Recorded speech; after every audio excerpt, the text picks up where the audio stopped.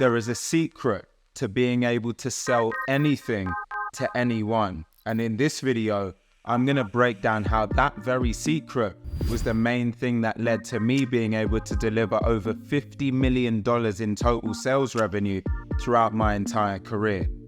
It was this same thing that also led to me delivering an $8.5 million contract to one of the largest food delivery companies on the planet. So you might be wondering, well, what is that very secret? Well, we call it perceived value. And then in this video, we're going to break down exactly how you can go about building it so that you never lose a deal again. Now, to help explain this position in more detail, let's walk through a quick story here. So think about someone called Paul. He's a salesperson and he works for a company we're going to call Procter. Now, Procter is an organization. Their average order value for one of their solutions and services is $100K per year, and they sell a customer experience solution. Now, Paul has a meeting to go to with a prospect that he's been working on. He's a few meetings in, and this next meeting is the proposal and plan. So he's going to pitch, he's going to present to this prospect to now move them along to their next stage in the sales journey. Now, Paul has decided to go to this meeting on site. So he enters the customer's offices, he sits down with the team, and he begins to start explaining how he feels he could be helpful in transforming their current state to their future state. But here's the issue.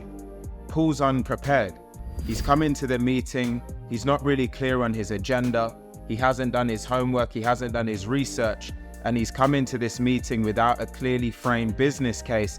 He doesn't have any customer stories, and ultimately he finds himself just funneling through the meeting without any real clarity as to where he's trying to go, leaving the prospect a little bit confused about really the overall nature of the meeting and what we're trying to get out of spending this time today.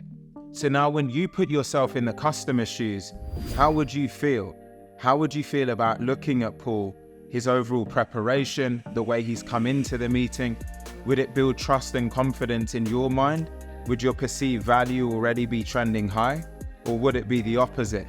I think it's pretty obvious, right? You would not be feeling great about Paul's current state in this session, and you'd certainly be feeling like this isn't necessarily someone you would want to do business with.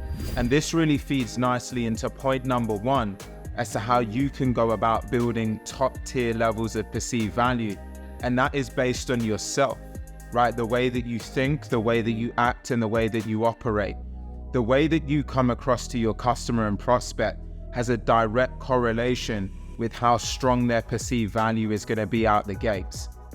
If you come into a meeting well prepared, looking presentable, being professional, and also having done your prep, your research, really dove deep into your business case and more, you're going to be in a position where you're immediately building much more trust and confidence from your prospect, and that trust and confidence directly correlates to having more perceived value out the gates. And it's this that becomes extremely important when you want to rise above the tide and be more effective than your peers and other salespeople that you may be competing against within your deal. The second way to build perceived value is to drive more quantifiable business metrics. Now think about this. If you were able to articulate to a customer that every time they spent £1,000 or dollars with you, they would get 10,000 back, would every deal just not obviously be a slam dunk? Of course it would. And that is part of your job. It's to be able to collect metrics from your customer, understand more about their current state, and in a quantifiable, measurable, data-driven way, articulate how you can take them to a transformative outcome. You want them to be able to know and understand how every pound or dollar they spend with you gives them a 10x, 20x, or even 5x return on their money. The more that you're able to do this effectively, the much easier it is to build perceived value, because your customer then knows, well, every time they spend with you, they get much more back out, right? Simple, easy business case and very compelling way to build more perceived value, which will give you more leverage throughout your deal cycle. And the third way to build more perceived value is through your market reputation and social proof throughout your company. Now, when you think about it, let's say you work for a large enterprise like Salesforce or Uber or Amazon. Are most of your deals not pretty much more straightforward than if you are working for a startup? Of course, because you've got great market reputation, you already work for a business that's well regarded within the space, and this can make a tremendous difference when you're trying to get a deal over the line. Now let's invert this and say you're now working for a startup. This is where social proof and existing customer case studies can make a massive difference. So this is where, as a salesperson, you really need to understand more about existing customers. Why did they buy? Why did they choose to go with your solution? You need to know these stories better than anyone else. And the more depth you know and understand these types of scenarios, the much easier it becomes when you're trying to build perceived value, because you can walk into a customer's office and explain how you can actually liken their situation to other customers that have gone through similar situations, making it much easier for them to relate, and thus building more trust, more confidence, and inherently more perceived value through that process as well. Raising perceived value is all about increasing your authority and being recognized as a strategic advisor to your customer, because that's what customers want. They want to work with someone that they believe in and that they can trust in to take them from point A to point B. And so everything that you're doing is to try and build that reputation that the customer has of you in their mind by making sure that you align yourself as a trusted strategic advisor. Now let's talk a bit about some of the consequences of if you haven't been able to build much perceived value within a customer account. Now, one of those things is the fact that you're going to consistently have to discount.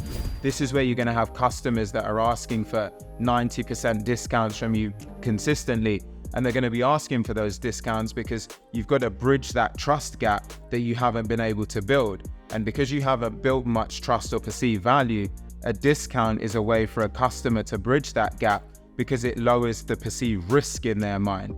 And so your job in a sales cycle is to reduce risk. But if you've not been able to do that effectively, customers will ask for discounts. The second thing is that you'll be pressured to offer free trials. Customers will want to be able to experience your product, service, or solution for free so that they can test it.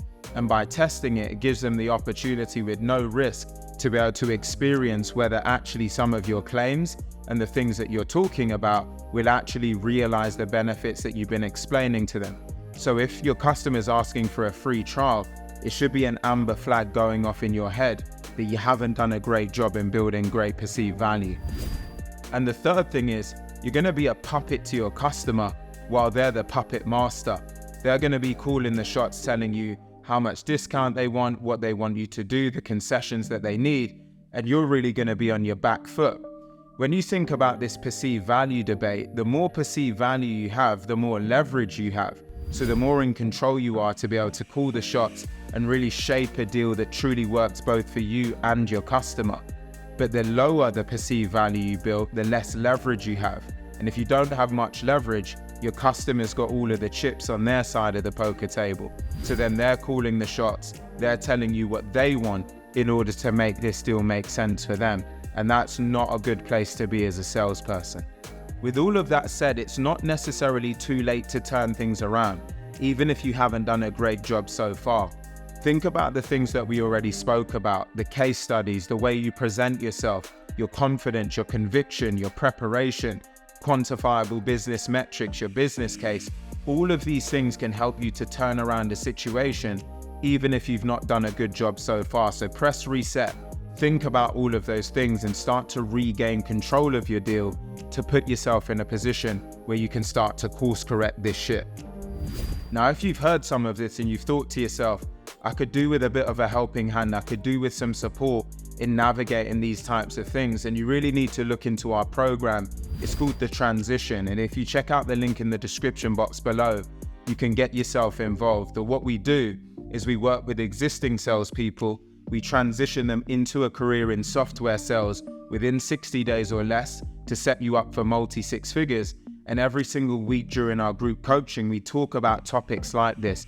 We diagnose deals, we break things down such as perceived value and leverage to put you in a position where you're not just in your role, but you can become best in class in record-breaking time. So again, if that's of interest to you, check out the link in the description box below. You can watch a very short video there, schedule a call with myself and my team. We'll learn more about your current situation and then talk about if we can be helpful to bring you into the transition program where we can work with you to become a top 1% software salesperson. Now, I hope that you found this video extremely helpful. If you have, what I'll do is I'll have some other options of videos that you'll find just as helpful pop up on screen right now. Check those out. Also, click on the subscribe button. Not enough of you are subscribed, and I don't want you to miss out on any future videos that we might have. And while you're at it, please be sure to like this video, comment on it, and also share it with a colleague so we can continue to expand our reach over time. Once again, I hope that you've enjoyed the video, and I look forward to seeing you on the next one.